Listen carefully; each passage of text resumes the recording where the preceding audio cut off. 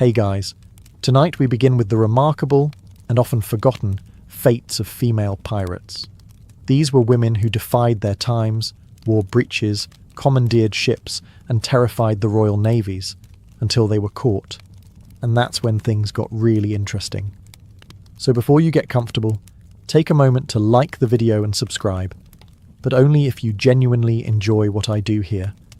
And let me know in the comments where you're tuning in from and what time it is for you. It's always fascinating to see who's joining us from around the world. Now, dim the lights, maybe turn on a fan for that soft background hum, and let's ease into tonight's journey together. When your average pirate got caught, the script was simple.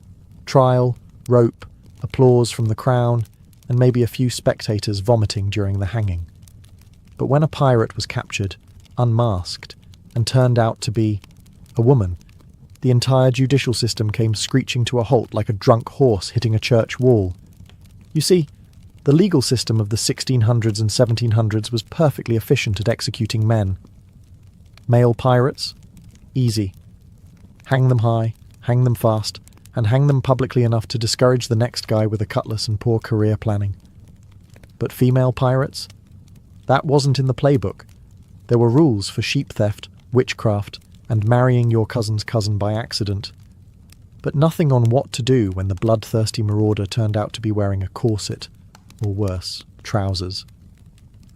The discovery of a woman pirate caused a moral and bureaucratic meltdown. First, everyone in court would squint, blink several times, and then ask something intelligent like, "But where's her husband?"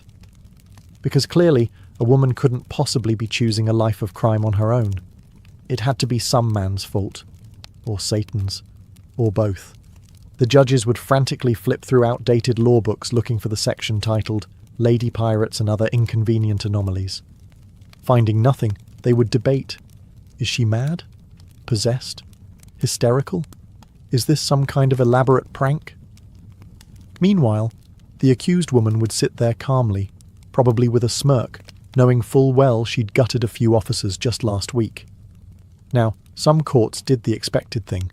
They sentenced her to hang, ideally before lunch. Others got cold feet. Maybe it was the publicity. Maybe it was the nagging fear of hanging someone who was both charming and heavily armed. Or maybe they just didn't want to explain to the Archbishop why they executed a woman in trousers. And so, female pirates often ended up in a strange limbo. Half criminal, half curiosity. Some got the rope, some got the cell, some got... well, we'll get there. But one thing was certain. The courts weren't ready for women with swords, opinions, and absolutely no time for legal confusion. Anne Bonny didn't scare easily. She was Irish, red-haired, violent, and deeply unimpressed by most men, including the ones sentencing her to death. When she was finally captured in 1720, the authorities in Jamaica expected her to burst into tears, beg for forgiveness, and maybe offer a touching monologue about knitting or God. Instead, she offered sarcasm. Standing in court beside her partner in plunder, Mary Read, Anne listened politely to her death sentence. Then, in true Bonny fashion, she looked the judge in the eye and said, "If you'd fought like a man, you wouldn't be hanging like a dog." A bit rude, yes, but at least she kept it nautical. Of course, Anne wasn't done, because Anne Bonny, pirate extraordinaire, had one more trick up her very piratey sleeve. She was pregnant, or said she was. No one asked for a midwife's note. In 18th century British law, you couldn't execute a woman carrying a child. Something about divine mercy or not wanting to kill two birds with one rope. So Anne did what any clever woman staring down the gallows would do.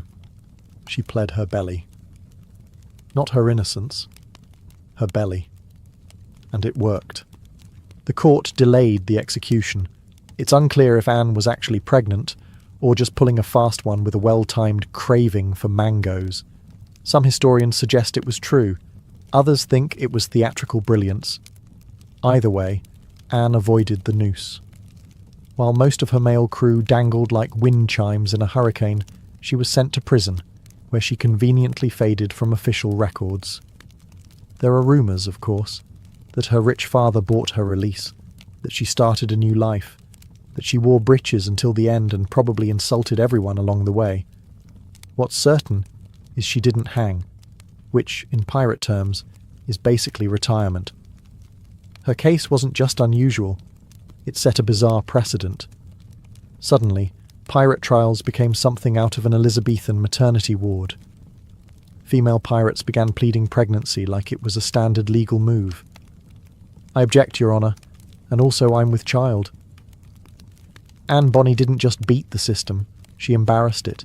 She forced a courtroom to admit that sometimes piracy is less fatal when you know your reproductive rights.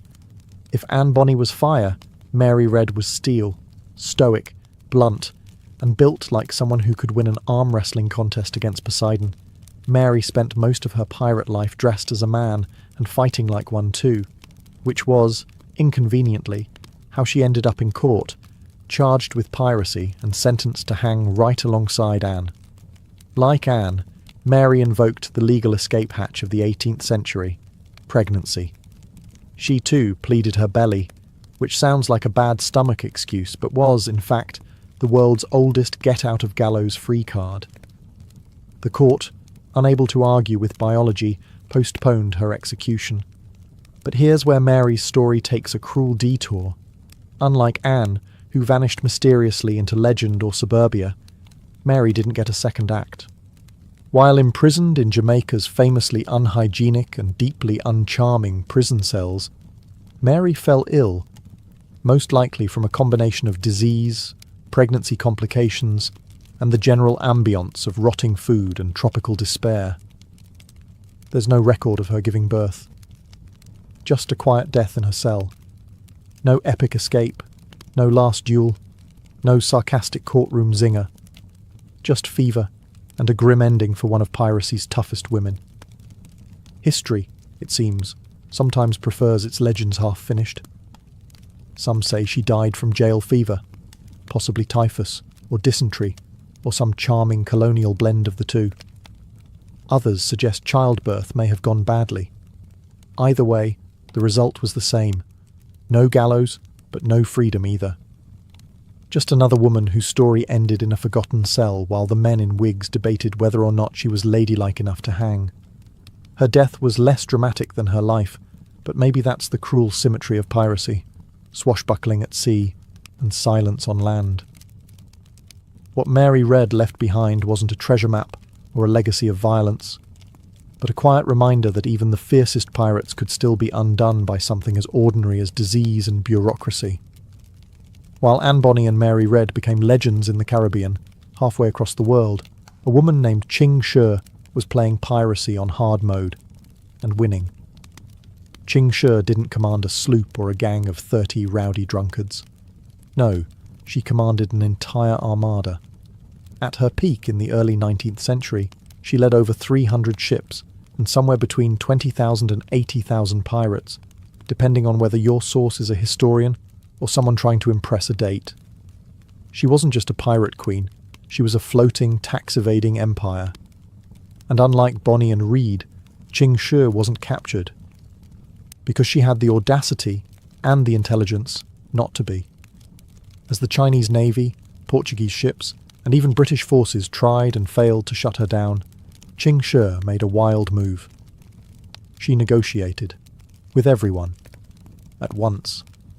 She marched herself right into the governor's office in Guangdong, calmly laid out terms, and somehow convinced the Chinese government to pardon her, all her pirates, and even let her keep the loot. That's right. She retired with her dignity, her money, and her head intact. Imagine Captain Jack Sparrow walking into Parliament saying, "I quit," and then being handed a pension and a business license. That's essentially what happened. After retirement, she opened a gambling house. Because of course she did. It's hard to return to knitting after running a maritime mafia. Now, technically, Ching Shi was never captured, so she doesn't fit the usual narrative. But her story matters, because she proved that being a woman pirate didn't have to end in execution or tragic obscurity. Sometimes, it ended in strategy, survival, and smug retirement. Governments didn't know what to do with female pirates like her, not because she broke the rules, but because she rewrote them. She wasn't swinging from ropes or playing courtroom drama.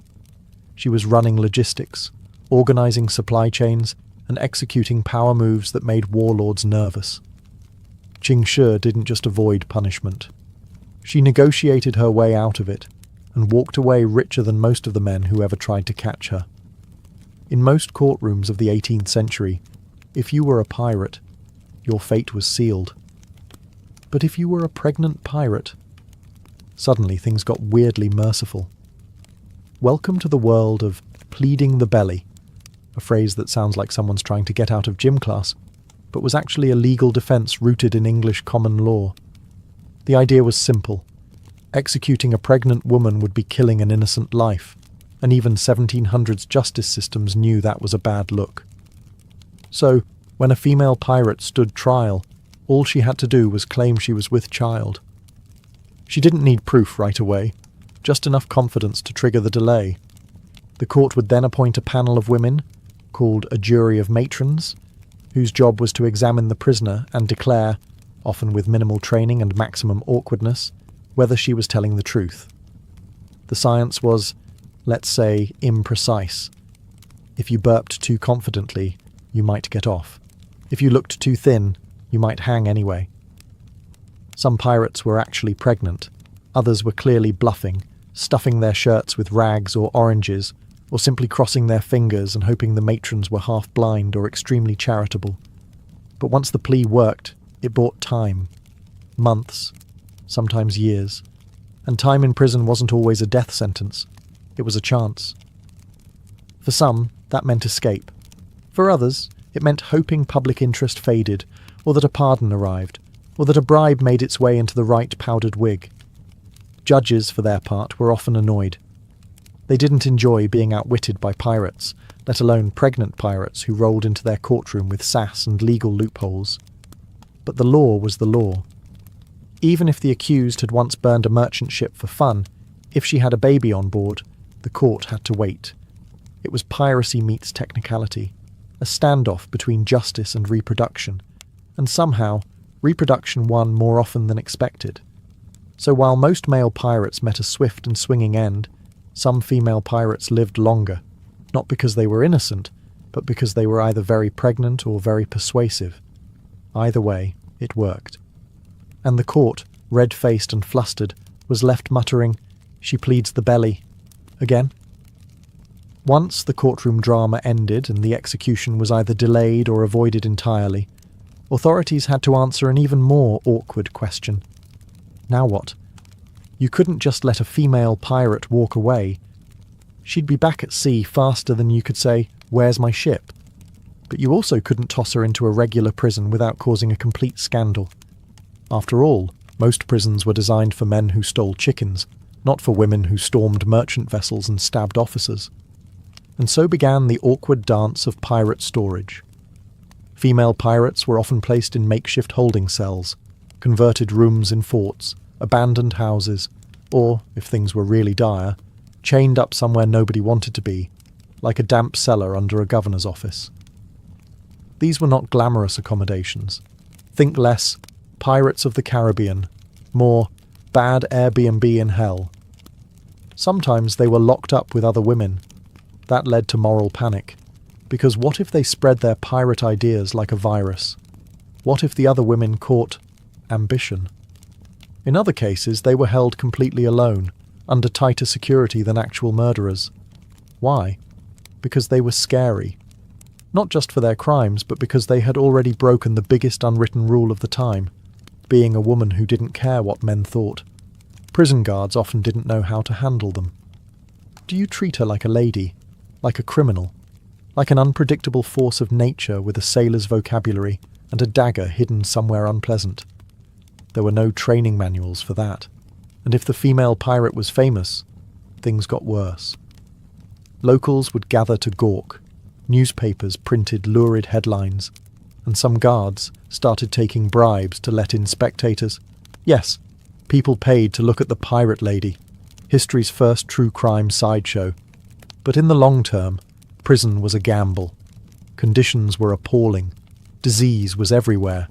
Medical care was essentially, "Here's a bucket. Good luck." Some pirates died quietly.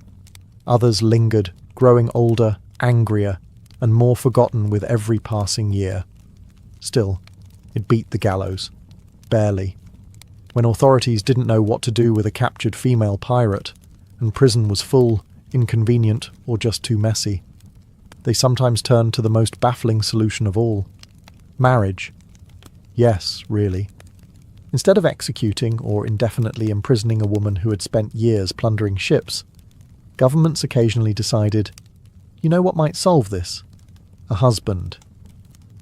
Because nothing says justice quite like handing a convicted pirate over to some poor man who thought he was just in town to buy sugar. The logic, if we can call it that, was that matrimony would civilize her. Surely, once shackled to a boring husband and an even more boring domestic life, the pirate spark would fizzle out. A few years of laundry, babies, and passive-aggressive dinner conversations, and voila, problem solved. Some female pirates accepted this fate, possibly out of survival instinct. Others saw it as the ultimate undercover mission. They went from swinging cutlasses to stirring porridge, all while quietly avoiding execution. Of course, this plan occasionally backfired. Some women used marriage as a launchpad for a new life of subtle rebellion. They kept weapons hidden in kitchens. They gave their children suspiciously nautical names. And let's be honest, once you've commanded a ship and stared down naval cannons, it's hard to get excited about sewing curtains. There were also cases where women chose marriage as part of their legal bargain. A pirate might agree to testify against her crew in exchange for freedom and a sanctioned relationship. The courts, eager to sweep everything under the rug, often accepted. After all, if she was off the seas and barefoot in a garden somewhere, the problem was technically gone.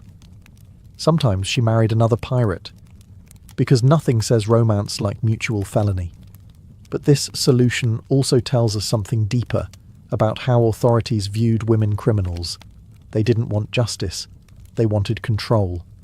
And what better way to contain a wild woman than by assigning her to a man? It was parole by proposal, amnesia by apron. And though it worked in a few cases, many of these women remained pirates in spirit, just with better disguises. If you thought today's media thrived on scandal, you should have seen the 18th century version, when a female pirate was captured, tried, or even rumoured to exist. The pamphlets flew faster than cannonballs. Newspapers, broadsheets, and gossip rags had a field day. They printed tales of she-devils of the sea, the corset-clad cutthroats, and harlots with hatchets. Some stories were based on real events. Most were not. But accuracy was never the goal. Sales were. Female pirates became instant tabloid celebrities. Their trials turned into theatrical spectacles, with audiences lining up not because they cared about justice, but because they wanted to see a woman who drank rum, carried pistols, and talked back to authority, preferably all at once. Some publications painted them as tragic figures, led astray by bad men and rum-soaked temptation. Others leaned hard into horror, describing them as bloodthirsty monsters who stabbed men just for fun or worse, dressed like sailors. The horror. This public fascination created a strange dilemma for the courts. If they executed her, they risked martyring her. If they spared her, they looked weak. Either way, they couldn't win, especially when every outcome was being printed and sold on every street corner for a penny. Authorities hated this attention. They didn't like their trials turning into soap operas. Female pirates refused to fit into neat legal categories. Worse, they talked. Some gave witty testimonies. Others mocked the judges.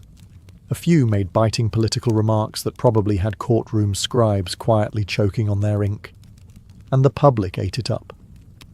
In some cases, this unexpected celebrity status actually helped. A woman pirate, with enough public sympathy or curiosity, might get a lighter sentence simply because the authorities wanted to avoid backlash. Executing her might trigger outrage, or worse, inspire copycats. Of course, not everyone was lucky. Fame could turn quickly. One bad headline, and you went from misunderstood rebel to spawn of Satan with a sabre. But the bigger point is this. Even in a time before Instagram, female pirates understood the value of controlling the narrative. They made headlines. They sold papers. And sometimes they talked their way into survival. For every Anne Bonny or Ching Shi who made it into books, ballads, and badly researched Halloween costumes, there were dozens, maybe hundreds, of female pirates whose names were never recorded, whose trials were never written down, and whose fates were quietly buried under layers of dust and disinterest. You see, history is picky. It remembers the flamboyant, the loud, the unignorable. But many captured female pirates weren't legends. They were just people. Sailors' wives who turned pirate to survive. Tavern girls who hopped aboard a ship and found they were better at stabbing than serving. Some might have only joined for the adventure. Others were born into it. But once caught, they didn't get headlines. They got forgotten. Why? Because they didn't fit the narrative. Authorities wanted female criminals to be cautionary tales, not complicated. If a woman was too fierce, she became a monster. Too quiet, she vanished from record. Most were shoved into unmarked graves, dismissed as nameless wenches, and left out of the official story because, frankly, they made the men in charge uncomfortable. Prison logs mention a woman taken at sea without elaboration. Court records refer to a female accomplice, as if being unnamed somehow made her less real. And since literacy wasn't universal, and women weren't encouraged to write memoirs, or write anything at all, their stories died with them. Some might have died in prison, others might have been sold into labour, or quietly executed without trial. A few may have escaped, slipping away into anonymity, maybe starting a life inland where no one asked too many questions about sword scars and nautical tattoos. But their silence is a different kind of legacy, one built not on fame, but erasure. They were inconvenient.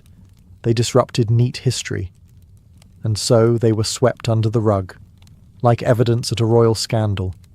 Yet even if we don't know their names, their existence mattered. Every one of them was a breach in the wall. A reminder that women didn't just live in history. They fought in it, bled in it, and sometimes even steered it. They may not have made it into the spotlight, but they were there, just off stage, cut from the script. And that, ironically, makes them the most pirate-like of all. So, let's say the court didn't hang her, didn't imprison her for life, and didn't marry her off like some bizarre state-sponsored dating show. What then? Why? Reform her, of course. After all, society couldn't just leave a former pirate to roam free. That would be dangerous. She might read, or worse, inspire other women to stop obeying. So the next best thing? Turn her into a proper lady. Yes, rehabilitation, 18th century style. The plan was simple. Take this blood-soaked, ocean-hardened woman who once commanded men in cannon fire, and teach her embroidery. Because nothing cures a history of violent maritime theft quite like cross-stitching a decorative pillow. Some women were placed in convents. Others were sent to homes for fallen women, which is a delicate way of saying state-funded guilt traps with terrible food. There, they were encouraged, often forced, to repent, reform, and reflect on their sins. Ideally, while wearing grey. Religious instruction played a big part. The thinking was, sure, she's robbed 30 ships and possibly murdered someone with a table leg, but if she memorises the Lord's Prayer, she's basically fixed. In some cases it worked. In others, the pirate in question politely nodded her way through the sermon while planning her exit strategy. And let's not pretend this was ever about redemption. It was about image. Governments didn't want these women back on ships or in taverns telling stories about how they once stole a Spanish galleon with nothing but nerve and a dirty joke. They wanted them invisible, harmless, and ideally silent. So reform became a way to contain the problem, to fold female pirates back into the safe, obedient mould of womanhood. Bake bread, mend clothes, forget you once led a mutiny. But the pirate spirit isn't easily tamed. Some reformed women quietly returned to sea, changed their names, and kept going. Others married and ran their homes like ships, structured, loud, and possibly armed. As it turns out, some female pirates didn't need to plead the belly, fake a marriage, or learn to crochet. They just needed to talk, loudly, and about everyone. Welcome to the less glamorous but highly effective route out of execution. Snitching. Authorities were always desperate for information. They didn't just want pirates caught. They wanted networks dismantled, routes uncovered, and ships seized. So when a captured woman offered to spill names, locations, and where Captain So-and-so kept his loot, ears perked up. And let's be honest, some of these women had dirt. They'd sailed with crews of cutthroats, overheard plans over spilled rum, and knew which harbours turned a blind eye on Thursdays. Their memories, suddenly very sharp under threat of hanging, became priceless. In exchange, pardons, reduced sentences, or at the very least, a delayed execution and a slightly less rat-infested cell. Now, don't mistake this for cowardice. Snitching wasn't always easy. Pirate codes, especially among the Caribbean crews, treated informants like garbage fire. But when you're staring down the hangman and he's already checking the knot tension, loyalty becomes negotiable. Some women used this tactic to buy time, others used it to walk free, a few even turned it into full-time work, assisting naval intelligence in hunting down their former friends. You haven't seen drama until a woman who once led a mutiny is now in a courtroom casually giving directions to her ex-shipmate's hideout. Cold? Maybe. Effective? Extremely. But here's the twist. Some of these informants lied, or at least exaggerated. They'd name people who were already dead, invent entire smuggling networks, or claim they once shared a dinghy with Blackbeard's ghost. The authorities, often too bureaucratic to double-check, ate it up. Did it always work? No. Some women still got executed after giving everything they knew.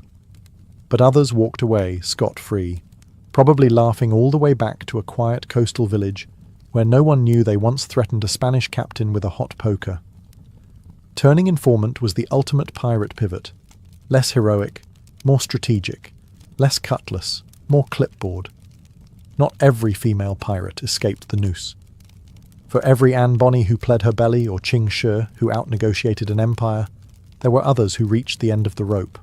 Literally. And when they did, it wasn't quiet. Public executions were 18th century Netflix. Crowds gathered in droves. Peasants, nobles, street vendors, children with questionable parenting. All came to watch a spectacle, the final act of a pirate's life, and preferably one that involved last words, dramatic eye contact, and something poetic about sin and the sea. But a woman, being hanged in public, that was a whole other level of cultural fascination. It was scandalous. It was taboo. It was, unfortunately, great for ticket sales. Authorities often saw these moments as opportunities, moral lessons dressed up in gallows ropes. See what happens when women disobey, the state seemed to say. This is what comes from trousers, rum, and too much independence. And yet, the crowd didn't always play along. Some female pirates won over the audience with a sharp tongue or sheer defiance. They'd climb the scaffold without flinching, offer biting words to the judges below, or wink at the executioner just to make him nervous. One even reportedly scolded the priest for being boring during her last rites. Iconic. Others wept, cried for mercy, sang hymns. Some said nothing at all, silent to the bitter end. But whatever their reaction, it became part of the public record. The newspaper boys were already scribbling it down for tomorrow's scandal sheet. Lady Pirate's last curse before the drop. The state sometimes tried to stage manage these deaths, hoping to send a message. But messages are funny things. Sometimes the only thing people took away was admiration, especially when the condemned looked dignified, clever, or simply braver than the powdered men watching from the balcony. And here lies the paradox. Female pirates were executed to erase them, but the drama of their deaths often made them unforgettable. It didn't matter that they died. What mattered was how they died, and many did so with a middle finger to the very world that couldn't decide whether to fear them, pity them, or pretend they'd never existed at all. Death was never the end for a good pirate.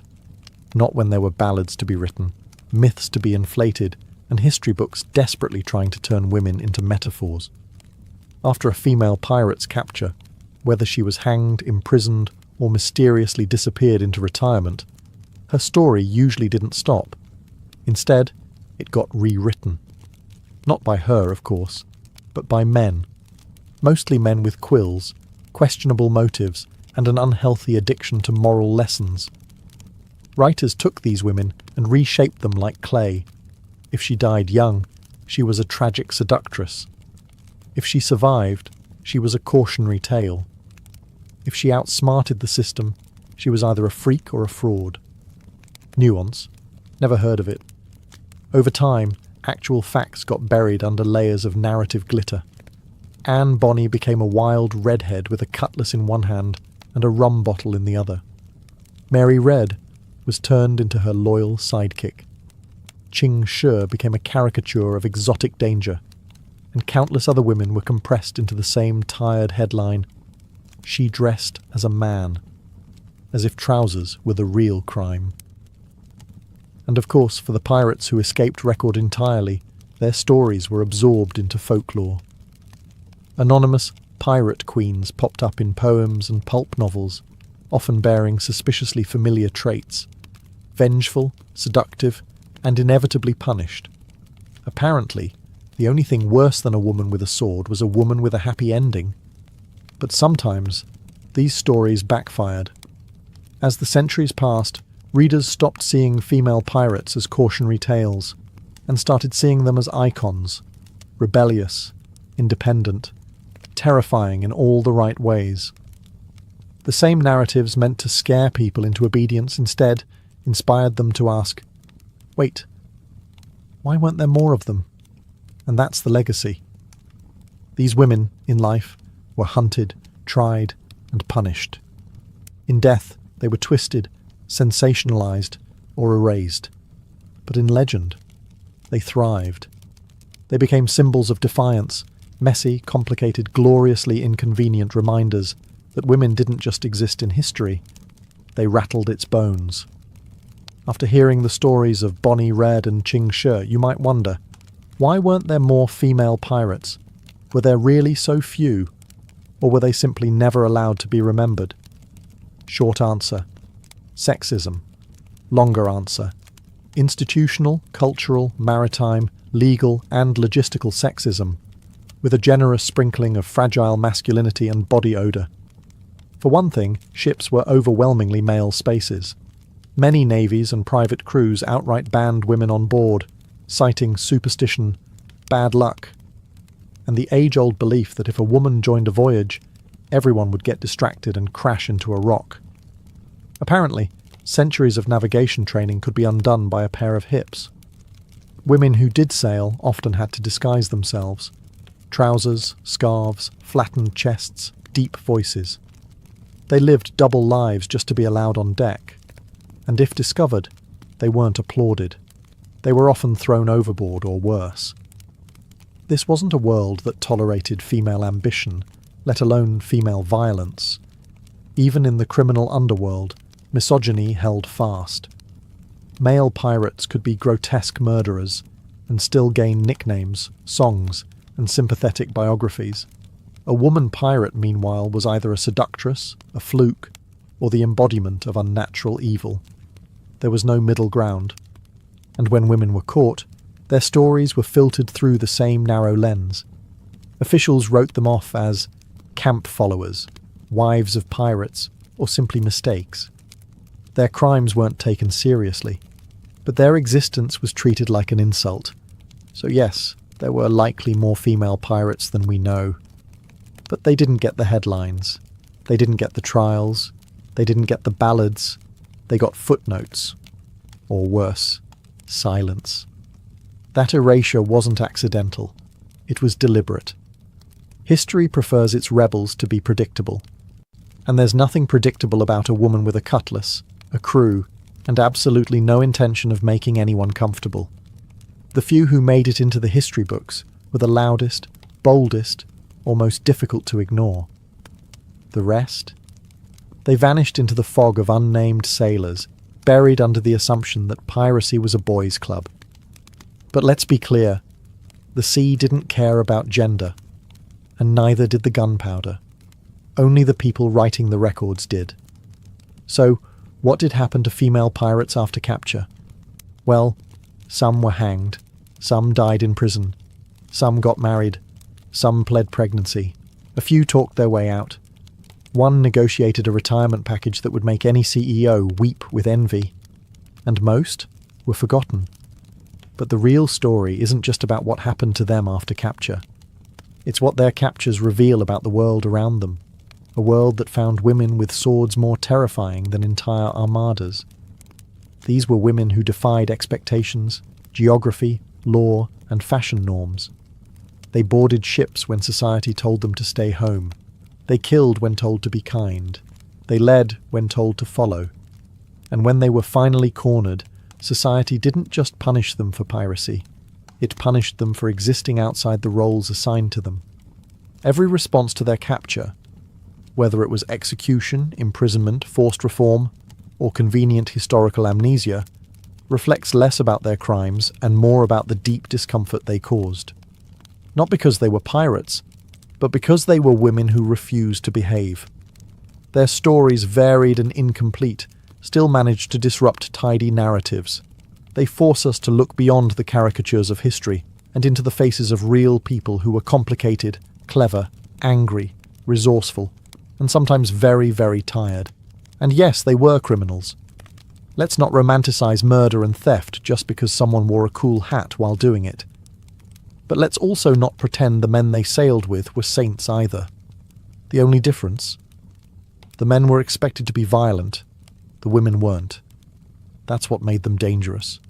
So what happened to female pirates after capture? They were punished. They were erased. They were repackaged as cautionary tales. And then, centuries later, they were resurrected. They remind us that history isn't just written by the victors. Sometimes it's rewritten by the survivors. And sometimes, just sometimes, the loudest echo in history isn't the canon. It's the voice of someone who was never supposed to speak. Let's start with the birthplace of civilization, and possibly the birthplace of the hangover, ancient Sumer. Picture this. 4,000 years ago, in the sweltering city of you're not sipping coffee or juice with breakfast. Nope. You're guzzling a clay cup full of warm, cloudy beer, thick enough to chew on, and nutritious enough to count as a meal. The Sumerians called it Kaz, but it was less IPA with citrus notes, and more fermented barley sludge. And believe it or not, it was sacred. They didn't just drink beer, they worshipped it. Ninkasi, the goddess of beer, had her own hymn that doubled as a recipe. The lyrics were something like, "You are the one who soaks the malt in a jar. You are the one who spreads the cooked mash." You get the idea. Yeast and divine intervention did the rest. Beer in Sumer wasn't for parties. It was for life. Everyone drank it. Priests, farmers, women, children. It was safer than the water, easier to make than wine, and kept you just buzzed enough to forget how many taxes the temple just levied on your grain. Even more bizarre, beer was currency. Workers got paid in it, sometimes up to 5 litres a day. Imagine clocking out after a hard day of hauling bricks for a ziggurat, and your boss hands you a paycheck you can literally drink. You'd toast to the gods, then promptly pass out. And speaking of gods, temples weren't just places of worship. They were industrial breweries. High priests oversaw production with holy fervour. Brew mistresses, yes, women dominated brewing, crafted the divine drink in massive clay vats, their hands stained with barley mash and maybe a little ego. They drank it communally with long reed straws, plunged into massive jars, not for sipping aesthetics, but to filter out the chunks. It was gritty, warm, and absolutely sacred. But perhaps most importantly, Sumerian beer shows us something profound. Fermentation wasn't just about intoxication, It was a survival strategy.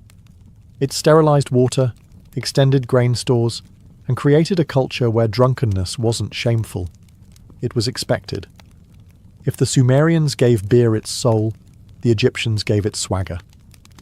In ancient Egypt, beer wasn't just a drink.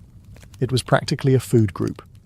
Brewed from emmer wheat and barley, often flavored with dates or herbs, it was thick, sweet, and loaded with calories. Not quite a lager, not quite a smoothie. Imagine if oatmeal decided to party. From pyramid workers to pharaohs, everyone drank beer. Tomb inscriptions show labourers were routinely given daily rations of bread, onions, and beer. A classic lunch combo if you liked your carbs with a side of hallucinations. The belief was simple. Beer sustained life, built monuments, and maybe, just maybe, made moving 2.5-ton limestone blocks slightly less soul-crushing. Even the gods were fond of the brew. The goddess Hathor, who doubled as the deity of music, joy, and tipsy dancing, was also Egypt's original barmaid. But it was Sekhmet, the lion-headed goddess of war and wrath, who had a legendary drinking problem, one that may have saved humanity. According to myth, Sekhmet got a bit too enthusiastic about punishing humans and went on a divine rampage. To stop her, Ra tricked her by dyeing thousands of jugs of beer red and pouring them across the fields to resemble blood. Sekhmet, thinking it was the real deal, drank it all. She passed out in a blissful, booze-induced nap, and humanity survived, all thanks to one hell of a beer run. Temples in Egypt also took beer seriously. Some had their own breweries, and the drink was often used as an offering to the gods or the dead. You didn't want to enter the afterlife empty-handed? That was just poor planning.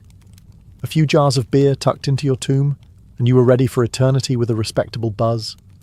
Interestingly, beer was considered a woman's craft.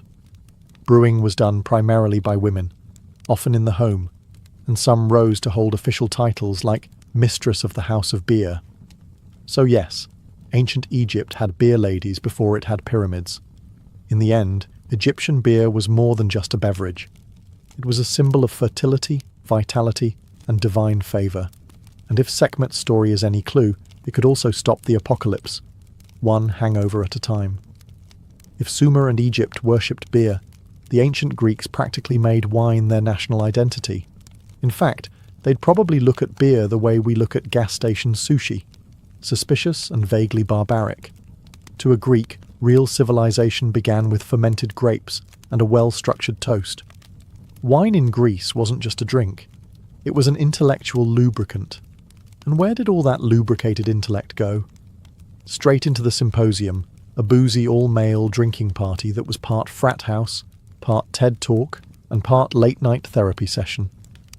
Picture a bunch of tunic-clad philosophers reclining on couches, sipping diluted wine from ceramic cups, debating the nature of love, the cosmos, and occasionally who stole whose goat, and yes, diluted.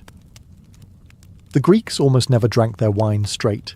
To do so was considered barbaric, a sign you were probably a Thracian warlord or had serious boundary issues.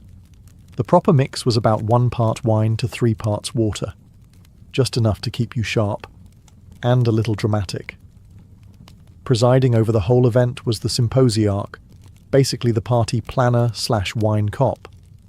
He decided the dilution ratio, pace of drinking, and sometimes even the night's philosophical theme.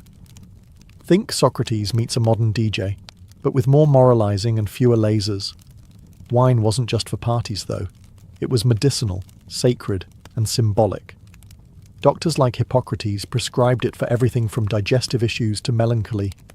Dionysus, the god of wine, madness, and ecstasy, embodied both the pleasure and the danger of the drink. Worshipping him could involve song, dance, trance, or total blackout. And like all things Greek, wine had its class rules. The wealthy drank aged vintages from imported amphorae, with servants constantly refilling their kylixes. The poor, they got the dregs, cheap, sharp, and best consumed with a slice of humble pie. Still, for the Greeks, wine was the golden thread that tied together the sacred and the profane. It was poured out as libations to the gods before every meal. It accompanied oaths, sacrifices, marriages, funerals, and awkward declarations of love to your best friend's husband's cousin. Wine didn't just make you tipsy, it made you Greek. The Romans didn't invent wine, but they absolutely weaponized it. To them, wine wasn't just a pleasure, it was propaganda. It was Roman civilization in liquid form. If you drank wine, you were cultured. If you didn't, you were a barbarian. And if you drank too much, well, you were probably still a senator. Roman vineyards sprawled across the empire, from the hills of Italy to the rocky soil of Gaul. Wine was so essential that legionnaires were given rations of it alongside bread and olive oil. This wasn't just generosity, it was strategy. A buzzed soldier was a loyal soldier, or at least less likely to mutiny before lunch. But it wasn't all war and vineyard logistics. Enter Bacchus, the Roman god of wine, ecstasy, and questionable decisions. His worship involved bacchanalia, wild, secretive festivals filled with drinking, dancing, and a suspicious lack of toga. These parties started as religious rites and quickly turned into the ancient world's most exclusive raves.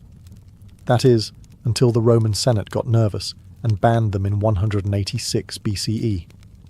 Apparently, too many senators were waking up in fountains. Still, the love of wine was hard to kill. Rome even classified wines like modern sommeliers. They knew which vintage came from which region and how long it had aged in an amphora. The most prized? Falernian, a strong, sweet wine from Campania. Basically the Dom Perignon of its day, minus the corks. And just like today, Roman wine had its class divisions. The elites drank refined wines, often cut with honey, herbs, or even seawater for that extra tang. The poor made do with Laura, a thin, vinegary sludge made from rehydrated grape skins, the ancient equivalent of boxed wine mixed with regret. But wine wasn't just consumed, it was politics. Emperors like Augustus used it to show moderation and piety, while others, looking at you, Nero and Caligula, turned their dinner parties into full-blown theatrical catastrophes. If your emperor started mixing wine with powdered pearls or poisoning guests, things were probably heading downhill. In Rome, wine was everywhere, at triumphs, funerals, sacrifices, and even baby showers, if you squint hard enough. It fueled ambition, soothed defeat, and occasionally drowned an empire's moral compass. In vino veritas, they said, in wine, truth. Or at the very least, plausible deniability. While the Greeks and Romans were swirling wine in painted cups and quoting philosophy, the Celts were chugging golden mead from drinking horns the size of a toddler. And honestly, they seemed to be having a lot more fun. Mead, that ancient blend of honey, water, and wild yeast, was the drink of choice for Celtic tribes across Gaul, the British Isles, and into what's now Germany. Sweet, potent, and glowing like sunlight in a cup, it was the nectar of warriors and druids alike. Unlike wine, which had a whiff of urban sophistication, mead was raw, primal, and deeply entwined with nature and magic. To the Celts, drinking wasn't just a pastime, it was a full-contact sport. Feasts, or symbol, were held in wooden halls where warriors boasted of past glories, recited poetry, and occasionally started brawls over seating arrangements.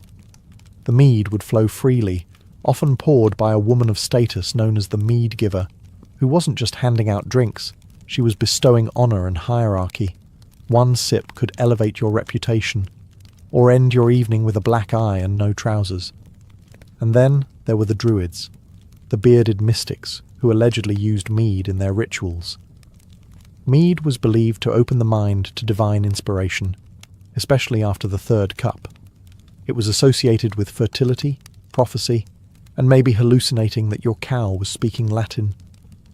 Even burial customs reflected this sacred buzz. Archaeological digs have uncovered cauldrons and drinking vessels buried with high-status individuals, many still containing traces of fermented honey or grain, because apparently even in the afterlife. A Celt wasn't going to be caught sober. But mead wasn't the only option. Beer, too, was common, often spiced with herbs like heather, bog myrtle, or yarrow, which added flavour, mild psychoactive effects, and the occasional forest hallucination. Wine was imported, but only as a luxury item for chiefs and kings trying to show off to Roman envoys. If the Celts turned mead into a rowdy ritual, the Norse practically turned it into a cosmic contract. For the Vikings, alcohol wasn't just for feasting. It was part of the afterlife, divine warfare, and occasionally poetic inspiration from the spit of gods. Yes, really. Let's start with mead of poetry, a mythical brew made from the blood and saliva of a murdered wise man. According to Norse myth, the gods accidentally created this mead, then immediately realized they had liquid wisdom on their hands. Anyone who drank it could compose epic poetry, or, more likely, deliver passionate drunk ramblings that rhymed. The Norse believed that when you died heroically, you didn't go to a cloudy heaven or a cozy underworld. You went to Valhalla. There, in Odin's grand hall, you drank endless mead served by Valkyries, fought all day, died gloriously, resurrected, and did it all again, like a violent, eternal Oktoberfest. This heavenly mead, it came from the udders of a mythical goat named Heidrun, who stood on the roof of Valhalla and somehow produced a daily supply of honeyed ambrosia. It's unclear what this goat ate or how the physics worked, but no one questioned it, not when the buzz was that good. Back on Earth, Norse mead halls were the centre of social and political life. Chiefs threw elaborate feasts not just for fun, but to show dominance, form alliances, and keep warriors loyal. Drinking was a performance. Toasts were made to the gods, the ancestors, and fallen comrades. Skalds, Norse poets, recited sagas fueled by liquid courage and probably a few exaggerated memories. Drinking horns were prized possessions, often decorated with silver, runes, and dragon motifs. And like everything Norse, they came with rules. If someone offered you a horn, you drank. Refusal was an insult that could end in a duel, or at the very least, an awkward silence followed by axe throwing. Unlike Roman wine or Egyptian beer, Norse alcohol didn't strive for refinement. It was rugged, symbolic, and often strong enough to blur the line between man and myth. Mead was consumed before battle, after victories, during weddings, and at funerals, sometimes all in the same week. While the West was busy with barley brews and poetic mead, ancient China was quietly perfecting the science and ceremony of alcohol. The Chinese didn't just drink, they turned it into an art form, a religious tool, and sometimes a high-stakes drinking game that decided political careers. Let's start with Ju, a general term for alcoholic drinks, ranging from weak rice beers to powerful grain-based liquors. The earliest known Chinese alcohol was fermented from rice, honey, and fruit as far back as 7000 BCE, which means while Sumerians were still figuring out irrigation, the Chinese were already brewing cocktails. But alcohol in ancient China wasn't about getting sloshed for sport. It was about balance, harmony, and timing. In Confucian thought, moderation was everything. You could enjoy a drink, but if you got sloppy at a banquet, you weren't just embarrassing yourself.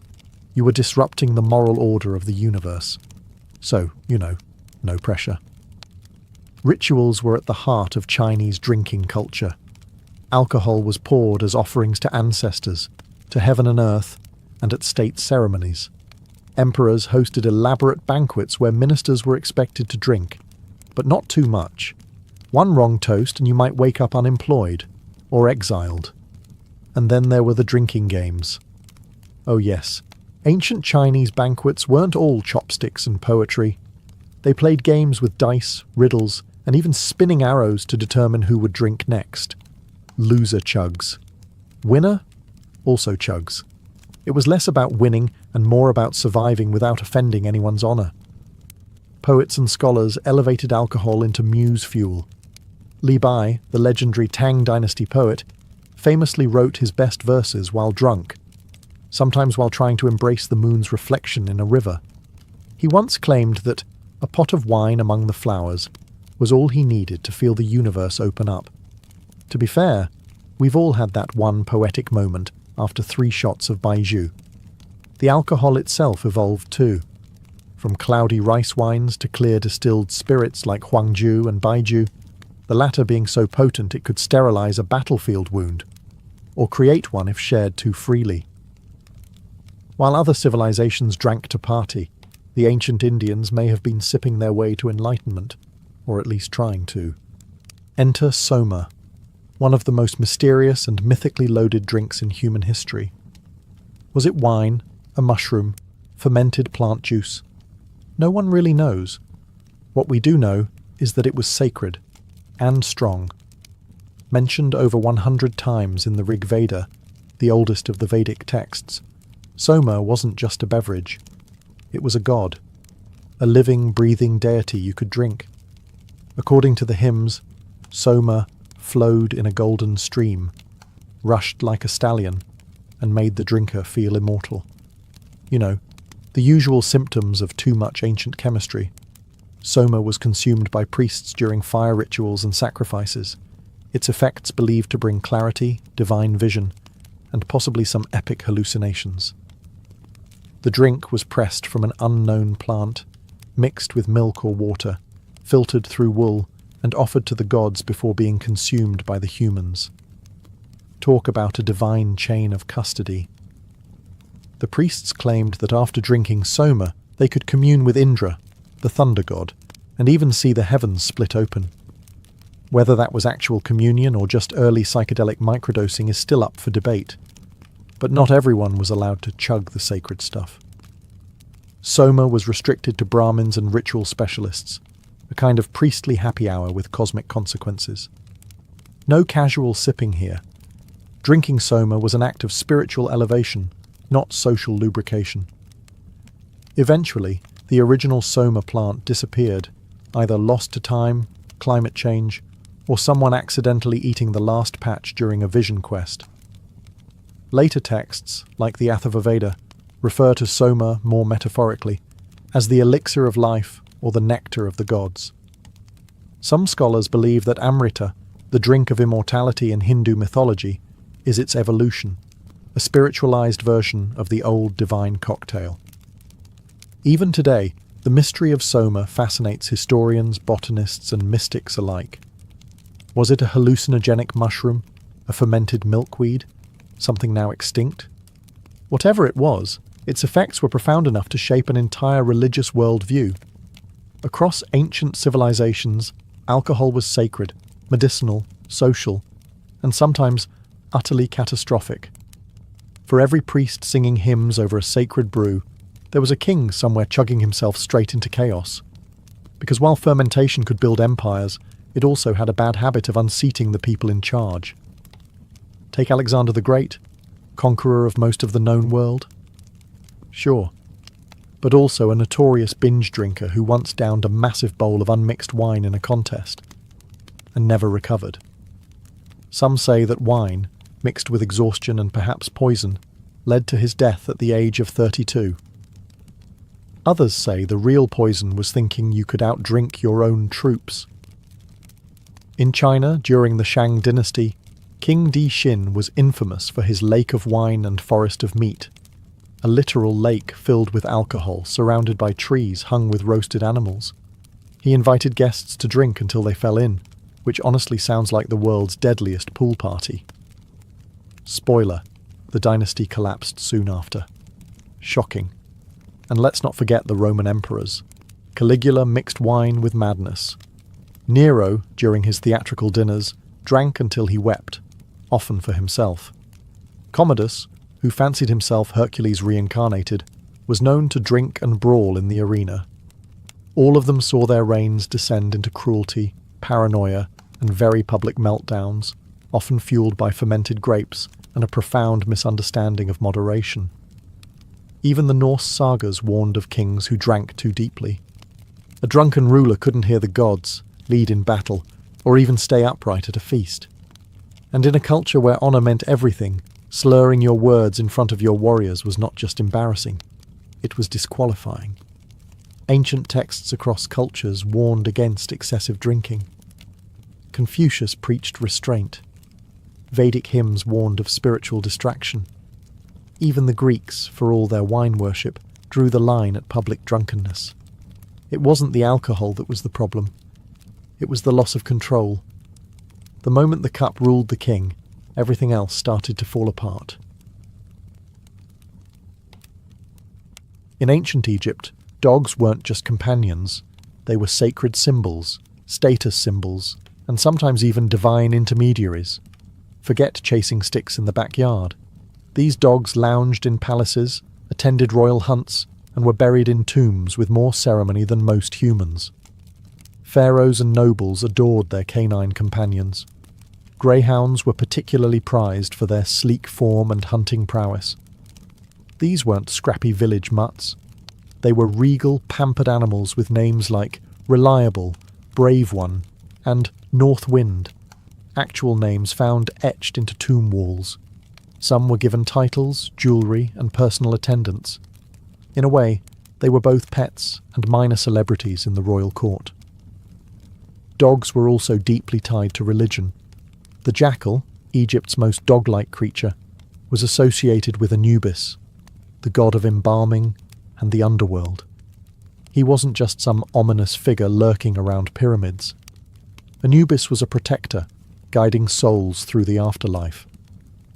Many believed dogs, by extension, shared this guiding power. That's why they weren't just buried with their owners. They were sometimes mummified themselves, complete with tiny sarcophagi, inscriptions, and even painted masks. And it wasn't just the elite who kept dogs. Archaeological evidence from workmen's villages and rural homes shows that common Egyptians also had dogs. Some homes had kennels, and others featured murals depicting playful pets beneath dining tables, proof that even 3,000 years ago, people were sneaking scraps to the dog under the table. One of the most striking testaments to Egypt's love for dogs came in the form of grief. In the tomb of a nobleman named Intef, inscriptions mourned his loyal hound, Behikai. The text praises the dog's loyalty, hunting skills, and gentle nature, as if writing a eulogy for a fallen comrade. It's not hard to imagine Intef clutching a wine jar, getting misty-eyed over his old hunting partner. By the time of the New Kingdom, dogs had firmly established themselves not only in Egyptian homes, but in Egyptian hearts. They weren't just tools for hunting or symbols of wealth. They were family. If dogs had status in ancient Egypt, cats had divinity. These feline companions weren't just adored, they were worshipped. In a society where order, balance, and protection were sacred, the cat embodied all three. Sleek, poised, deadly to vermin, and yet mysteriously aloof, it's no wonder ancient Egyptians looked at cats and saw magic. At the heart of feline adoration was the goddess Bastet. Initially a fierce lioness deity, Bastet eventually softened into the sleek, domestic cat goddess associated with home, fertility, music, and protection. Her temples, especially the grand one in Bubastis, were filled with worshippers offering food, trinkets, and, incredibly, mummified cats.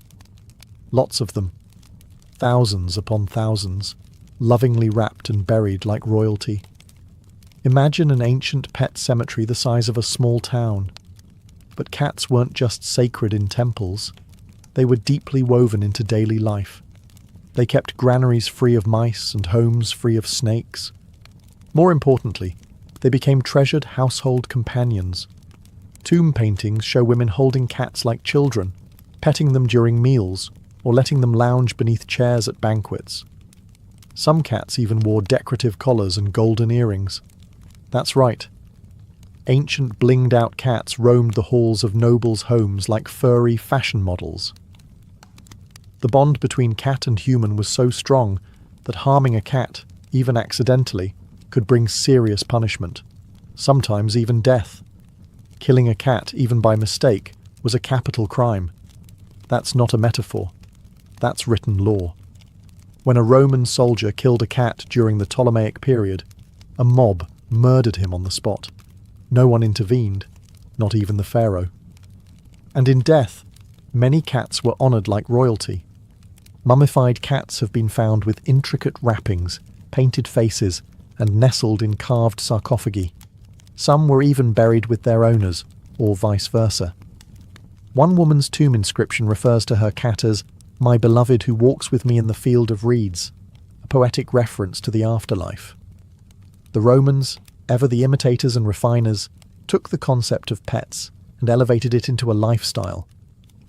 If there was an animal small enough to be carried, cuddled, or taught to say Latin insults, it probably found itself living in a Roman villa. Dogs, birds, monkeys, if it could fit on a lap or sit on a shoulder, someone in a toga had one. Let's start with lapdogs. Wealthy Roman women, especially during the Empire, adored tiny companion dogs, often of Eastern origin, likely similar to modern-day Maltese or Pekingese. These pampered pooches were fed delicacies, adorned with collars of gold, and sometimes even had their own little couches.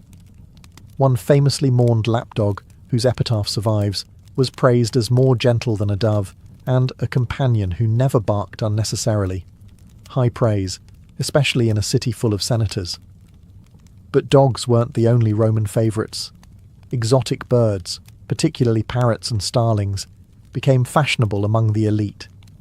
These birds were trained to speak, sometimes in Greek, sometimes Latin, often both, and were housed in ornate cages.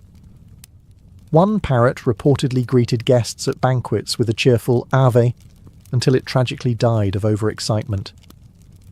Its owner held a full funeral, complete with eulogy and floral offerings.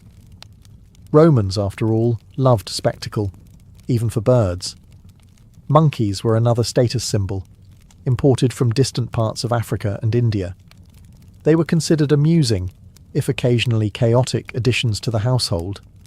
Some were dressed in miniature togas, others trained to mimic household staff.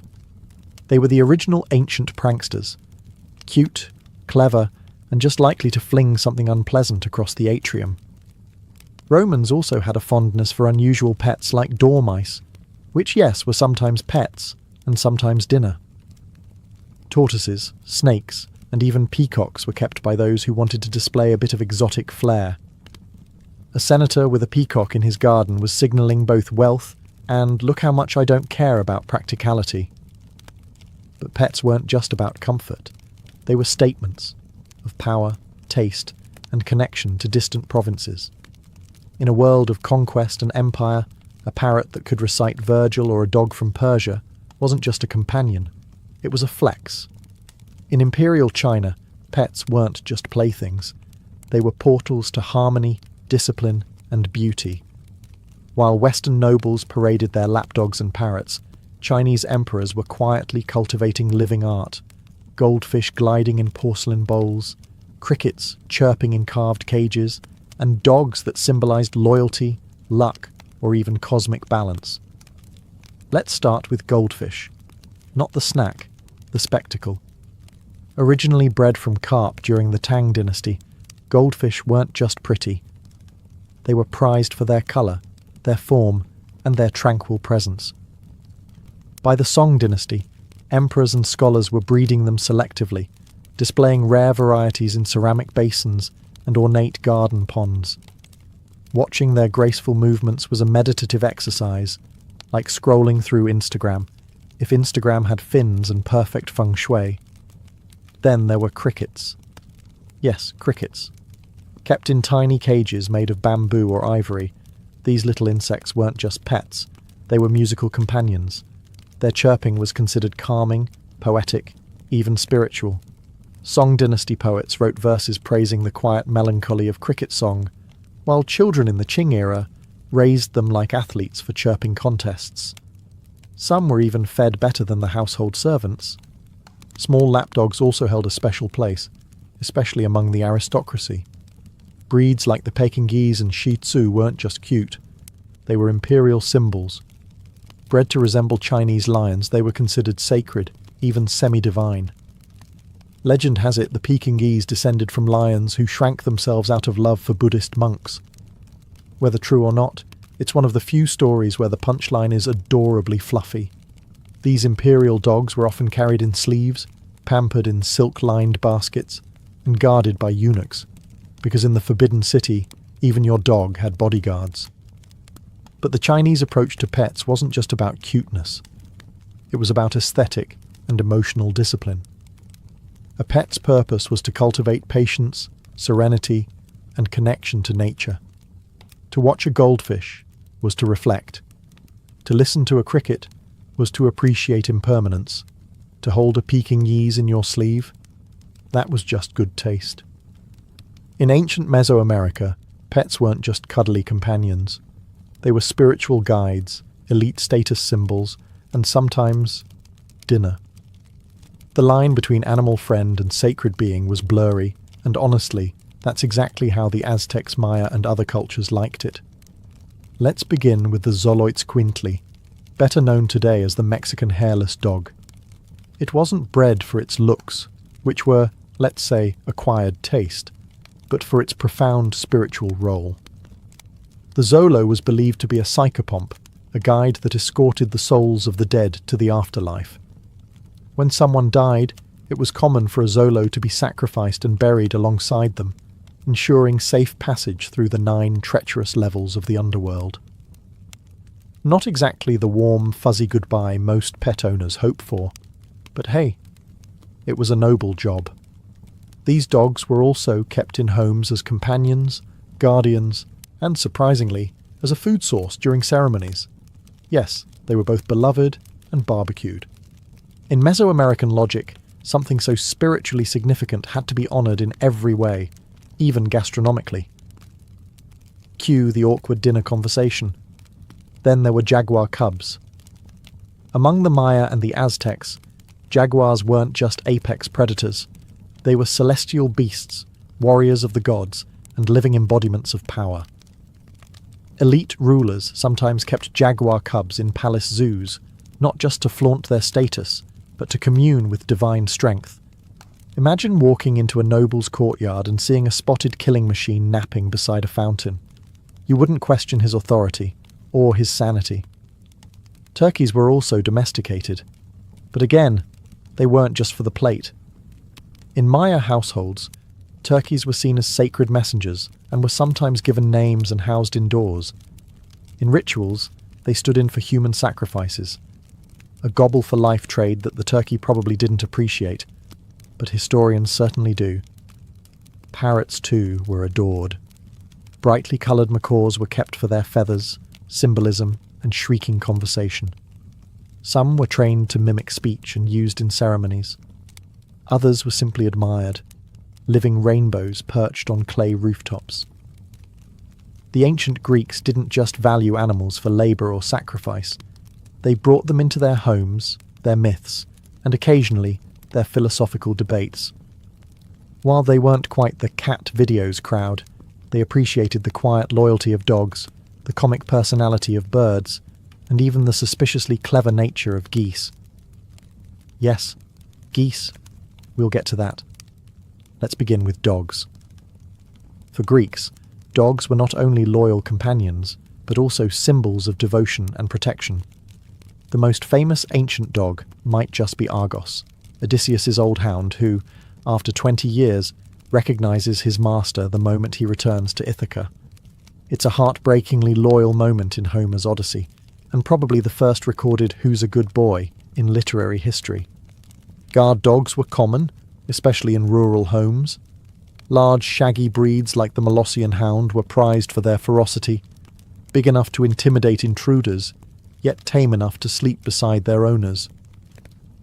Greek households didn't need a ring doorbell. They had 120 pounds of growling muscle by the gate. But for those less into slobber, there were birds. The Greeks adored songbirds, especially nightingales and partridges, often kept in delicate cages and taught to mimic melodies. Wealthier households sometimes imported exotic birds from the east, flaunting their wealth one squawk at a time. Aristotle himself wrote about the behaviours of pet birds in his History of Animals, including how some parrots could be taught to say hello and goodbye before promptly pooping on your scrolls. And now, the geese.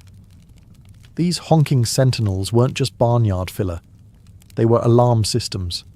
One legend even claims that geese saved the city of Rome, okay, not Greece, but still close, by honking loudly and alerting the guards to an enemy sneak attack.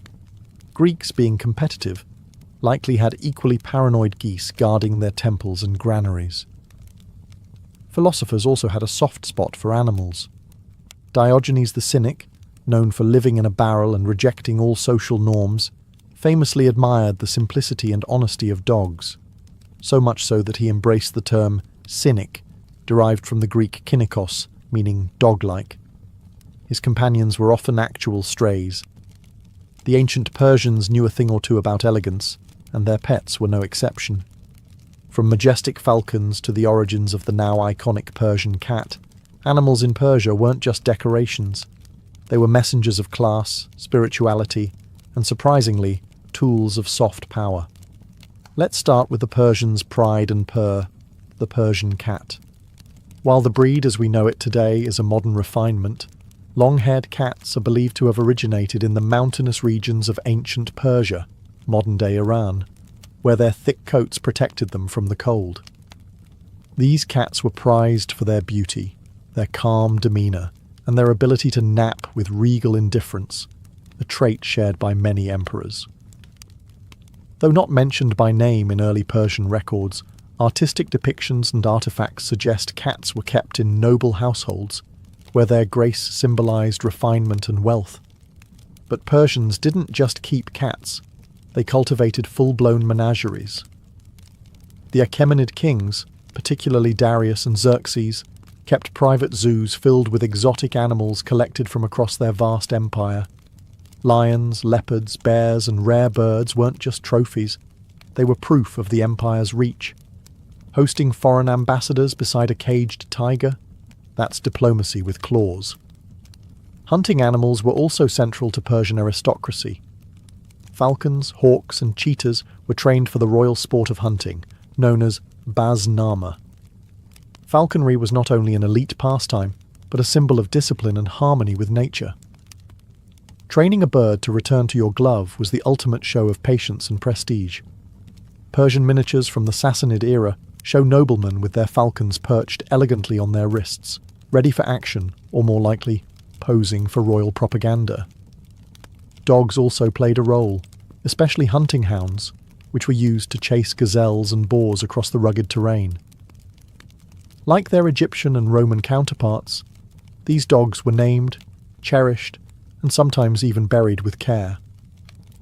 What's fascinating about ancient Persian pet culture is its dual nature. These animals were both beloved companions and subtle instruments of image management. A beautiful falcon on your wrist or a majestic lion in your courtyard wasn't just about personal joy, it was a flex. A living, breathing power statement. The Indus Valley civilization, flourishing around 2600–1900 BCE, remains one of history's great archaeological mysteries.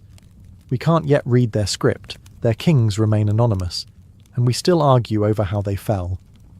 But what we do know, from toys, bones, and seals, is that the people of Harappa and Mohenjo-Daro had a soft spot for animals. And some of those animals absolutely qualified as pets. Unlike the grandiose pet culture of empires like Rome or Egypt, the Indus Valley vibe was humble, domestic, and surprisingly wholesome.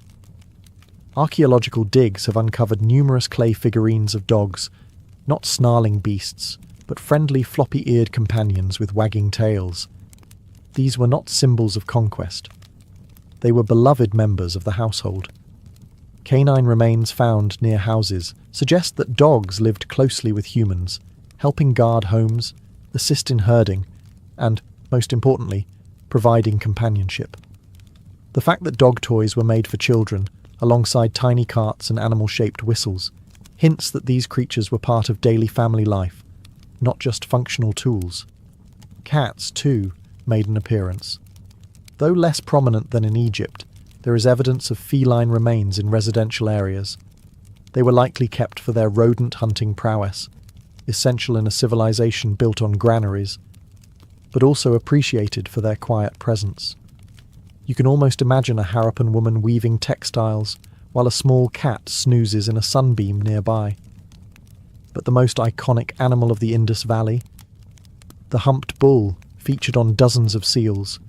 While these animals were likely sacred or symbolic rather than pets, the civilization's peaceful, well-organized cities suggest that animals of all kinds were treated with respect.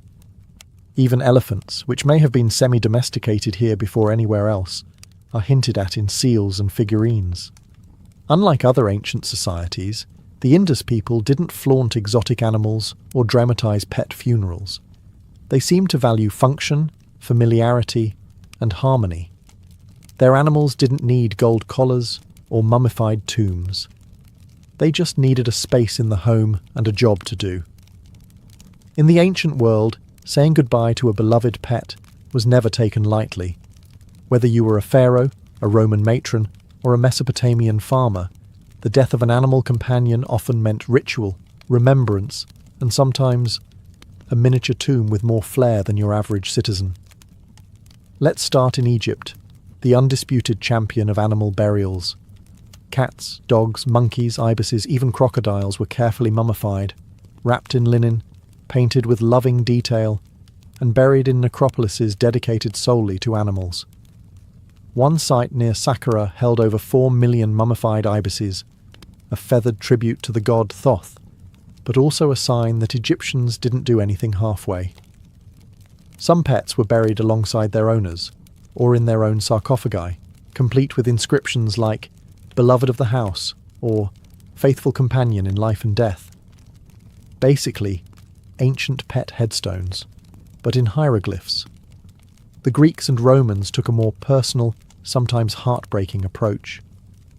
Epitaphs carved into stone memorialized tiny lapdogs and songbirds with poetic flourishes. One Roman epitaph reads, "I am in tears while carrying you to your last resting place, as much as I rejoiced when bringing you home in my arms." Another mourns a dog named Margarita. She never barked without cause, but now she is silent. These weren't throwaway sentiments. They showed just how deep the emotional bond was, even in a world where life and death came fast and often. Pets were mourned like family. Offerings were made. Some had their own funerals. A few lucky animals even had statues commissioned in their honor. In Mesopotamia, cuneiform tablets occasionally mention animal companions, especially in connection with omens or household fortune. While fewer animal burials have been uncovered, records suggest dogs were given names and, in rare cases, buried in carefully dug pits with grave goods, like food or collars, as if to prepare them for the afterlife. Even in the more pragmatic Indus Valley and ancient China, traces of animal burials suggest a quiet reverence. Simple graves with tokens or dishes, sometimes placed near human tombs, as if to say, "You'll need this friend on the other side." In every corner of the ancient world, one truth held steady. Pets weren't property. They were partners. Whether buried in gold or wrapped in clay, they were remembered, honoured, loved. Because no matter the era, goodbye was never just goodbye. It was a promise to meet again, somewhere beyond. In ancient Babylon, superstition wasn't a fringe belief. It was national policy. Everything from royal decisions to basic farming relied on what the sky was doing and what the omens were whispering. Babylonian priests didn't just study the stars for fun. They read them like divine memos from irritated gods, constantly trying to decode the next disaster. The Babylonians believed the universe was a finely tuned machine operated by deities, and any little hiccup in the sky, a strange cloud, a blood moon, a comet's tail, meant something was off. These weren't just interesting astronomical events. They were warnings, curses, or sometimes divine side-eye. To make sense of it all, they developed a vast system of divination. Chief among these methods was celestial omen reading, a practice detailed in enormous compendiums like the Enuma Anu-Enlil, which catalogued thousands of sky-based signs. It didn't just say, "An eclipse is coming." It said, "If the moon is dark on the 14th day and Mars is red in the east, the king of Akkad will be slain." very specific, very stressful. Astrologer priests called Baru were the designated interpreters. They trained for years to read the heavens, goat livers, oil patterns in bowls, and even how smoke rose from incense. If Jupiter looked a little too smug one night, you might find yourself fasting, sacrificing goats, or cancelling a wedding, especially if you were royalty. Kings were so paranoid that during bad omens, they'd temporarily place a substitute king, essentially a royal scapegoat, on the throne, just in case the gods were aiming their wrath at the crown. Once the danger passed, well, let's just say the substitute didn't get a pension. The everyday Babylonian wasn't exempt either. People carried protective amulets, avoided certain days for travel or childbirth, and consulted omen tablets before major life events. If your door creaked weirdly or a black dog crossed your path, you weren't just annoyed, you were possibly cursed. In ancient Egypt, superstition wasn't tucked into the shadows. It was worn around your neck, painted on your coffin, and inscribed on your walls in hieroglyphs bold enough to make a god blink. Life was unpredictable, the afterlife even more so, and between the two was a minefield of spiritual threats. The solution? Amulets. Lots of them. These weren't just trinkets. Egyptian amulets were magical technology, small, sacred devices believed to channel divine energy and protect the wearer from disease, accidents, demons, and especially other people's bad vibes. Every shape had a function. The ankh brought life, the jed gave you strength and spine, and the scarab offered rebirth, regeneration, and a protective bug-eyed stare. Think of it as ancient insurance, but with better aesthetics. Children wore fish-shaped charms to prevent drowning. Pregnant women wore images of the lion-headed goddess Sekhmet or the frog deity Heket to ward off miscarriage. Even cats, literal household gods, wore collars with protective symbols. You were never too furry to be cursed, but nowhere was superstition more supercharged than in the tombs. The afterlife was dangerous. Serpents, decapitating demons, crocodile-headed soul-eaters, basically an obstacle course of cosmic horror. So the dead were buried with amulets stitched into their linen wrappings, placed over specific organs, and embedded in their coffins. The most famous was the Eye of Horus, or Wedjat, believed to heal, restore, and protect both body and soul. Mummies were basically wrapped in bubble wrap, made of spiritual optimism. Of course, where there's protection, there are threats. Egyptians feared the spoken and written curse, a kind of magical slander. Tomb curses were real, inscribed in bold warnings. May the crocodile eat him, may the hippopotamus bite him, may the scorpion sting him, who disturbs this tomb. Not subtle. These were meant to scare grave robbers and keep the car, the soul, undisturbed. And considering how many 19th century archaeologists died mysteriously after cracking open tombs, well, maybe the curses worked. Superstition in Egypt was not about helplessness. It was a proactive strategy. You didn't just wait for bad things to happen. You armed yourself with turquoise pendants, sacred beetles, and divinely blessed falcons, and you faced the unknown with every ounce of mythological backup you could carry. The ancient Greeks gave us philosophy, theatre, and democracy. But they also gave us the superstition of spitting 3 times to ward off evil. Yes, that very civilized society was also absolutely convinced that fate could be tricked. Gods could be annoyed by compliments, and saying someone's name at the wrong time might get you haunted. Take names, for example. The Greeks believed that speaking the name of a dead person, especially someone who died tragically, could summon their restless spirit. Ghosts weren't Hollywood-style phantoms. They were shades, or psyche, that lurked at the edge of the living world, listening in for any mention that might pull them back. To avoid this, Greeks often referred to the deceased indirectly, like the unfortunate one, or he who passed beyond. If you had to say their name, better throw in an offering for Hades, just to be safe. Then there were the infamous evil eye beliefs. If someone praised your child for being healthy or beautiful, It wasn't seen as a compliment, it was a potential curse.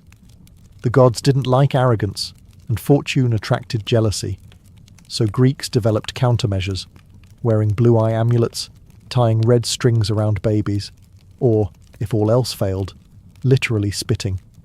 Not at someone, just a symbolic ptup-tuptu into the air to chase away bad energy. A Greek mother could admire her baby, spit 3 times, and carry on without summoning divine punishment. Efficient. Superstition even crept into architecture. Doors were painted red to protect homes. Knocking 3 times before entering someone's house was thought to confuse any spirits that might be lingering. And don't even think about cutting your nails at night. The fates might misinterpret it as severing your own destiny. Priests and oracles made a living off these anxieties. Want to open a business? Consult the entrails. Want to marry someone? Better check the flight pattern of passing birds. Apollo's oracle at Delphi built an entire economy around divine riddles. Half fortune teller, half political advisor, fully feared. The Romans, with all their roads, laws and architecture, were also deeply, and sometimes hilariously, superstitious. Underneath the polished marble and stoic togas was a culture constantly trying to outmaneuver fate, using charms, omens, sacred chickens, and a surprising number of winged penises. Let's start with those. Fascina, little amulets shaped like male genitals, often with wings, sometimes with bells. These weren't jokes, they were protective symbols. Romans believed that the phallus had the power to ward off the malocchio, the evil eye, and ensure good luck, fertility, and general success. You'd find them carved into walls, worn as jewellery, and even dangling from children's necklaces. Apparently, subtlety wasn't their strong suit. Superstition was woven into everyday life. If you sneezed, someone would immediately say, "Salve." Not to be polite, but to prevent a soul from escaping your body. Stepping on your own shadow while making a vow was bad luck. Dropping your toga pin on your left side. Watch your back. Augury, the practice of interpreting the behaviour of birds, played a crucial role in Roman politics. Augurs, religious officials trained in bird watching, determined whether the gods approved of a decision. Want to declare war or open a new temple? First, release the sacred chickens and see if they eat. If they refused their grain, that was a very bad sign. In one notorious case, a Roman commander impatiently threw the chickens overboard when they wouldn't eat. He lost the battle. Naturally, protective household spirits also kept Romans on their toes. Every home had a shrine to the Lares and Penates, guardian spirits of the household and pantry. Families made regular offerings of food, wine, or incense to keep them happy. Forget to do it, and you risked a run of bad luck, spoiled grain, or something breaking right before dinner guests arrived. Roman brides wore veils not just for fashion, but to hide from jealous spirits. Newborns were given amulets called bulla to keep them safe from curses. Even Emperor Augustus reportedly avoided stepping with his left foot first, a classic Roman superstition tied to omens of failure. In ancient China, superstition was less fringe paranoia and more a daily operating system. It shaped architecture, calendar choices, business deals, and even what direction your bed faced. Harmony with the cosmos was key, but so was avoiding ghosts, bad luck numbers, and whatever might be lurking just outside your ancestral shrine. Let's start with numbers. The Chinese language is full of homophones, which made certain numbers either lucky or cursed. The number 8, BA, which sounds like FA, meaning wealth, was considered extremely lucky. The number 4, Psi, however, sounded dangerously close to the word for death. Because of this, entire buildings were constructed without a 4th floor, and important events were scheduled to avoid that fatal-sounding digit. Ghosts were another daily consideration. Chinese cosmology included a rich world of spirits, some benevolent, some lost and angry. People believed that on certain dates, like the ghost festival during the 7th lunar month, the gates of the underworld opened, and restless spirits wandered freely. During this time, people burned paper offerings, replica money, clothes, even houses, to appease the dead and keep them from becoming vengeful freeloaders in the land of the living. But superstition didn't just haunt the calendar, it was built into the architecture. Feng shui, literally wind and water, governed the placement of buildings, doors, furniture, and tombs. A poorly positioned home could disrupt cosmic energy and bring illness, failure, or worse, a haunting. Entire cities were laid out according to feng shui principles to keep qi, life force, flowing smoothly, and bad energy blocked at the gate. Superstition also guarded newborns. Babies were often given milk names, temporary nicknames that made them sound unremarkable or even undesirable, like little dog or ugly boy, to trick jealous spirits into ignoring them. Only after surviving infancy would a child be given a real name, often chosen through fortune tellers using birth charts and astrological signs. Protective charms, jade pendants, red strings, and ancestor worship rituals were all part of the daily defense system. Every shrine was a hotline to the deceased, and every act of respect was a spiritual firewall. The Vikings may have been known for sailing, raiding, and wearing fur in impractical ways, but they were also deeply superstitious. The Norse lived in a world where fate, Wyrd, the gods, and things that went bump in the forest were all taken very seriously. Every tree might house a spirit, every mound might hide a ghost, and every rune carved into a sword might either protect you or doom your descendants. Let's start with runes. More than just a writing system, the runes were believed to carry magical power. A single symbol carved into wood, stone, or bone could bring luck, offer protection, or invoke a curse. Warriors etched runes onto weapons and shields to ensure victory. Farmers carved them into barns and ploughs for fertile soil. One infamous rune inscription warned, "I have carved these runes for love and for madness." Classic Viking dating strategy. Norse society was also obsessed with fate, which was controlled by the Norns, three mysterious beings who wove the destinies of men and gods. Trying to defy fate wasn't just foolish, it was dangerous. Even Odin, the chief god, feared what the Norns had woven for him. To navigate this invisible web, people relied on dreams, omens, and seder, a mystical form of Norse sorcery, often practiced by women known as volvas. They offered prophecy, curses, or blessings for a fee. Then came the dead, or more specifically, the Draugr. These weren't your polite, rest in peace kind of spirits. Draugr were undead warriors, often vengeful, jealous, and horribly smelly. If a man had been particularly greedy or cruel in life, he might rise from his burial mound to harass the living. Preventing this required serious superstition. Weapons placed in the grave the wrong way, binding spells, and sometimes even staking the corpse through the chest. Long before Dracula, the Vikings were already taking no chances.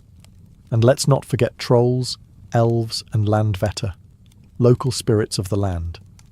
Anger them by building in the wrong place, and your farm might mysteriously catch fire, or your cows suddenly stop producing milk. Offerings like bread, milk, or even a bit of beer were left out regularly to keep them appeased. In ancient India, superstition wasn't a fringe belief. It was part of the fabric of everyday life, woven into religion, medicine, architecture, and even grammar. The line between ritual, tradition, and outright cosmic paranoia was delightfully thin. And if you thought crossing a black cat was bad luck, try living in a world where someone's envious glance could destroy your crops, kill your cow, or give your baby a fever. Let's begin with the drishti dosha, the evil eye, or literally spoiled by a look. The idea that someone's gaze, powered by envy or admiration, could cause real harm was widely believed. Babies were particularly vulnerable. To protect them, parents would smear a tiny black dot on the child's cheek or forehead to distract or repel the malevolent gaze. Some adults even wore kohl around the eyes, not for fashion but for energetic shielding. Think eyeliner, but apotropaic. Curses, or shrapa, were also taken very seriously. The Mahabharata and Ramayana, India's epic tales, are practically fueled by curses. A rejected sage could curse a king, a spurned goddess could curse an entire dynasty. One wrong word to the wrong rishi, and your next 38 lifetimes were toast. To avoid this, people offered constant respect to holy men and made generous donations, just in case they were feeling wrathful that day. But superstition didn't just revolve around fear, it was also about protection and balance. Ancient Indian medicine, Ayurveda, recognized chakras, energy centers in the body, and used specific rituals, mantras, and even gemstones to heal spiritual or physical imbalance. Wearing a ruby wasn't just flashy, it was believed to strengthen your heart chakra and bring confidence. Emeralds calmed the nerves. Sapphires? Well, handle with care. They were powerful and could backfire if worn incorrectly. Never trust a blue gem without astrological consultation. Superstition shaped daily habits too. It was unlucky to cut your nails on Tuesdays. Sneezing right before leaving the house was a bad omen, unless you waited a moment and drank water first. Spilling milk meant coming prosperity, while breaking a mirror wasn't feared, but stepping barefoot on spilled rice was serious business. In ancient African cultures, superstition wasn't a side note, it was the headline. Across vast regions, from Nubia and Kush to West African kingdoms like Nok and Ife, the spiritual world was deeply entwined with the physical. Every illness had a spiritual root. Every misfortune had a cause. And if you didn't understand what the spirits wanted, well, you'd better find a diviner. Fast. At the heart of many African superstitions was ancestor reverence. Ancestors weren't just remembered. They were active participants in family life. If crops failed, a child fell ill, or a neighbor gave you a strange look, it wasn't random. It could mean the ancestors were displeased or that someone had used juju, a form of magical force or sorcery, against you. The remedy? Consult a spiritual specialist, offer libations at the family shrine, or wear a protective charm made by someone who knew what they were doing. Speaking of protection, African societies developed elaborate systems of amulets and talismans. In West Africa, these were often called gris-gris, small pouches filled with herbs, bones, beads, and sometimes written verses, worn on the body or tied to doorways. A gris-gris could protect against evil spirits, curses, or envy. Some were even made specifically to attract love, wealth, or fertility. Basically, a wearable wish list with spiritual Wi-Fi. Divination also played a major role in navigating the unknown. Systems like Ifa, practiced by the Yoruba, used sacred palm nuts, verses, and intricate oral traditions to reveal hidden truths. A skilled diviner could trace the source of bad luck and prescribe the right offering, charm, or ritual bath to restore balance. It was therapy, detective work, and divine communication rolled into one. Words held incredible power. A blessing spoken aloud could alter fate. A curse could stick for generations. Names were chosen carefully, often based on the day of birth or events surrounding it. Saying someone's name in anger, especially during a ritual, could trigger spiritual backlash. Silence, when needed, was a protective shield. Superstition in ancient African cultures was never arbitrary. It was a complex system of spiritual accountability. If you lived well, honoured your elders, and respected the invisible forces around you, blessings would flow. But ignore a dream, insult a tree spirit, or forget an offering at your grandmother's grave. Then don't be surprised when your goat stops eating, your roof leaks, and your luck vanishes like morning dew. Across the ancient world, from Babylon's ominous skies to Egypt's gilded amulets, from Chinese feng shui to Norse runes carved in panic, superstition wasn't merely folklore. It was humanity's attempt to impose meaning, order, and protection in a world that often offered none. Crops failed, plagues came, children died, empires collapsed. In the absence of antibiotics or weather forecasts, People turned to the next best thing: charms, curses, rituals, and signs. What's striking is how similar these systems were, despite oceans and mountains between them. Everyone feared the evil eye. Everyone had sacred numbers. Everyone had that one old person in the village who knew which root to burn and what prayer to whisper on a windy night. But ancient superstition wasn't just reactive. It was creative, a way to make the invisible world manageable. You couldn't control an earthquake, but you could bury a protective idol under your doorstep. You couldn't stop death, but you could bind the dead's mouth shut with a cord so they wouldn't rise in vengeance. You couldn't see a virus, but you could hang garlic, paint a blue eye, or wear an obsidian amulet charged under a blood moon. Superstition also served social functions. It reinforced moral behaviour. In India, curses punished disrespect. In Rome, breaking a family ritual could doom your household. In China, failure to honour ancestors might result in your descendants being born under unlucky stars. In a way, superstition was society's spiritual rulebook, equal parts fear, faith, and etiquette. And let's not forget the emotional purpose. Superstition gave people something to do when the unthinkable happened. It offered rituals for grief, practices for protection, and small daily gestures, like knocking on wood or whispering charms, that gave people a sense of control, however fleeting. Even today, we carry echoes of these beliefs, avoiding certain numbers, wearing lucky clothing, tossing salt over our shoulders. Laugh if you want, but every ancient culture would nod in approval. After all, to them, superstition wasn't ignorance, it was armour. So whether you lit incense for your ancestors, nailed a horseshoe over your door, or spit 3 times to confuse a ghost, you weren't being silly. You were participating in one of humanity's oldest survival strategies, hoping, fearing, and trying to reason with the unseen.